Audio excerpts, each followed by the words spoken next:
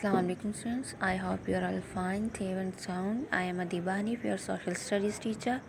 Today we are discussing about your geography book. Unit number 1 types of geography.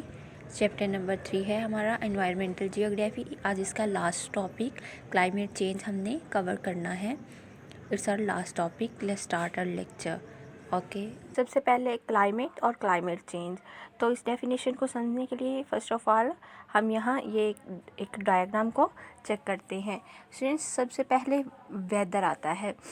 Weather ये क्या होता है? एक आवर्स या डेज़ और मंथ्स पर मुश्तमिल जो मौसम में तब्दीली आती है उसे हम क्या कहते हैं?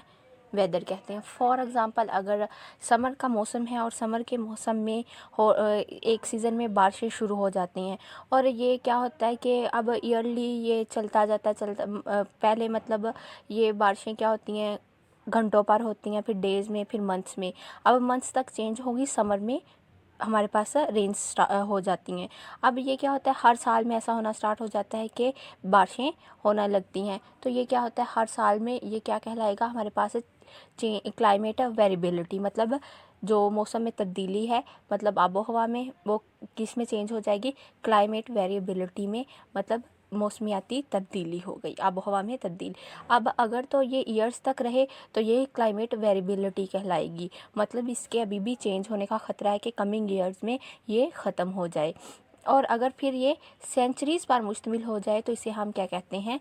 Climate change. और इस सारे प्रोसेस को हम बोलते हैं क्लाइमेट, हमारी आबो हवा.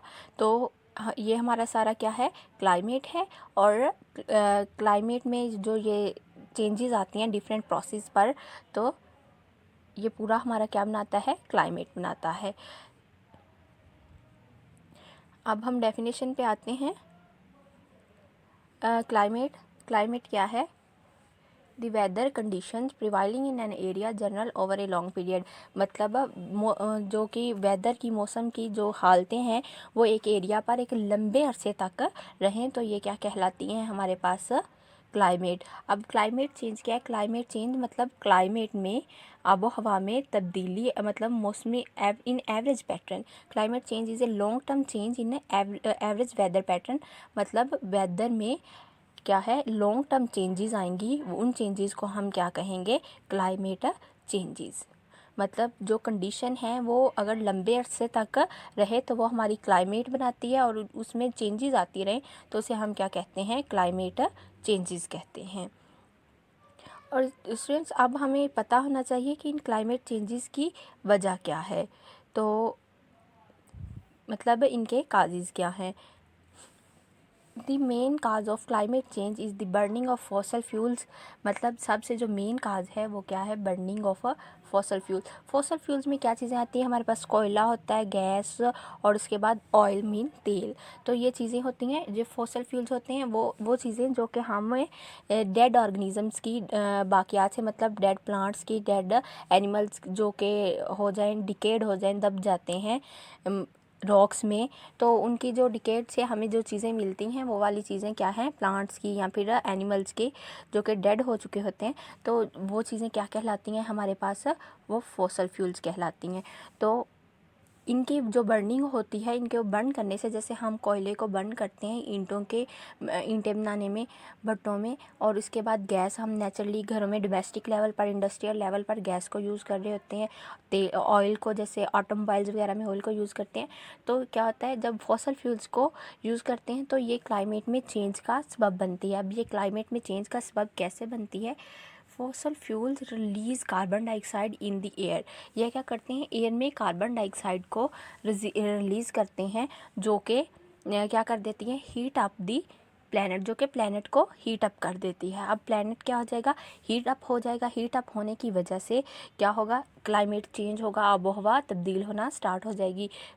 कहीं गर्मी बढ़ जाएगी तो कहीं ग्लेशियर पिघलना स्टार्ट हो जाएंगे, वहाँ फ्लोड आना स्टार्ट हो जाएंगे, सैलाब आना स्टार्ट हो जाएंगे, दरियाओं का लेवल बढ़ सकता है, सीज़ का, समुद्रों का लेवल बढ़ सकता है ग्लेशियर के पिघलने से. तो वाटर लेवल इनमें बढ़ जाएगा। उसके बाद है फर्टिलाइज़र कंटेनिंग नाइट्रोजन, मतलब कुछ फर्टिलाइज़र क्या होती हैं, उनमें नाइट्रोजन होती हैं। अब जो नाइट्रोजन कंटेनिंग फर्टिलाइज़र होती हैं रिलीज़ नाइट्रस ऑक्साइड, ये क्या करती है, नाइट्रस ऑक्साइड क्या होती है, नाइट्रोजन कंटेनिंग ऑक्साइड, मतलब नाइट्रोजन ट्राईऑक्साइड, नाइट्रोजन डाइऑक्साइड। तो ये क्या करते हैं, ये भी एटमॉस्फेयर में जब मतलब रिलीज़ होते हैं तो इनसे भी क्या होता है, एटमॉस्फेयर का टेम्परेचर बढ़ना स्टार्ट हो जाता है, जिसके वजह से चेंजेस आती हैं। स्टूडेंट्स, ये बहुत इंपॉर्टेंट टॉपिक है, आपने इसे याद भी करना है और लर्न भी करना है। आगे ये देखें, ये कुछ क्लाइमेट से मतलब माहौल की वजह से माहौल में जो चेंजेस आई हुई हैं ये है। ये देखें, ये फ्लोड आया हुआ है, सैलाब मतलब सी लेवल के बढ़ने से ये क्या हुआ, जहाँ टेम्परेचर ज़्यादा हो गया है तो ज़मीन बंजर होना स्टार्ट हो गई है, अनफर्टाइल होना स्टार्ट हो गई है। और ये ग्लेशियर वगैरह पिघलना स्टार्ट हो गया बर्फ़बारी की वजह से। तो ये चीज़ें क्या हैं, ये क्लाइमेट चेंज होने के अफ़ेक्ट्स हैं कि क्लाइमेट जब आबो हवा तब्दील होती है तो उसके अफ़ेक्ट्स क्या हो सकते हैं। स्टूडेंट्स, आई होप आपको इस बात की समझ आ गई होगी।